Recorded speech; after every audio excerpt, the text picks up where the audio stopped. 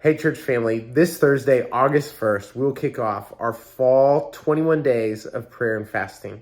I just wanted to quickly share with you the what, the why, and the how behind our 21 days of prayer and fasting here at the Well. So let's begin with the what. The what is pretty simple. 21 days of fasting and prayer. If you're new to fasting, fasting in its pure biblical sense is abstaining from food for spiritual purposes. We broaden that here in our context to just be giving up something significant that will be an actual sacrifice for you for the purposes of connecting more with God. We want to connect more with God. In the Bible, some of the reasons for fasting are for repentance, for spiritual renewal, or for begging for Jesus to come for his church. For us, one of the primary reasons that captures all of those is enjoying God. One of the main reasons that we fast together as a church is because we want to exchange our physical hungers for spiritual hungers. We want to be a people who hunger and thirst for righteousness. And so what are we doing? We're spending 21 days committed together as a church of the dedicated time of fasting and prayer. If you've never done fasting, we're going to send out some resources that share much more about it, and would love for you to take this step and in the next yes to Jesus in enjoying God through fasting and prayer. Now let's talk about the why. Why do we do this every semester? We do it first and foremost so that we can enjoy God. But we also do this to spiritually prepare for what God has for us in the coming semester.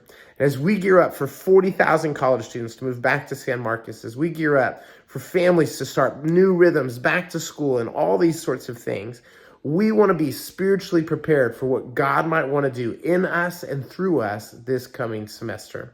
So that's the why. Why do we do this? We do this to enjoy God, but also to spiritually prepare for what God might do in us and through us this coming semester. Lastly, the how. What does it look like for us to do this together? Jesus makes it clear that both fasting and prayer are not to be done very publicly of, hey, look at what I'm doing. And although the text is clear, it's not so much about is it public or private, but what's your posture? So there are a few ways in which we do this together. I would encourage you to maybe share with your house church or those that you're following closely Jesus with what you're going to be fasting from for accountability and support. But when it comes to prayer, we're going to have two different prayer calls in the morning and the evening. In the morning at 6:30 a.m. to 7, and in the evening from 8 p.m. to 8:30. We would love for you to join us Monday through Friday for the next 3 weeks. We'll actually begin this Thursday, do Thursday and Friday, and then start again on Monday for the next 3 weeks on these morning or evening prayer calls. But then also every Sunday morning, we do this all throughout the year at 9:15, we join together as a church and ask God, would you move mightily among us and be glorified in our worship of you today? We'd love for you to prioritize that time on Sunday mornings as well at 9:15 on Sundays. So those are some of the ways that you can join with us as a church as we step into these 21 days of fasting and prayer. I pray that you'll prioritize this as it's a huge moment for us as a church family to say, hey, God, you are what is most important in our whole lives. So we'll freely give up anything you ask us that we might know you more.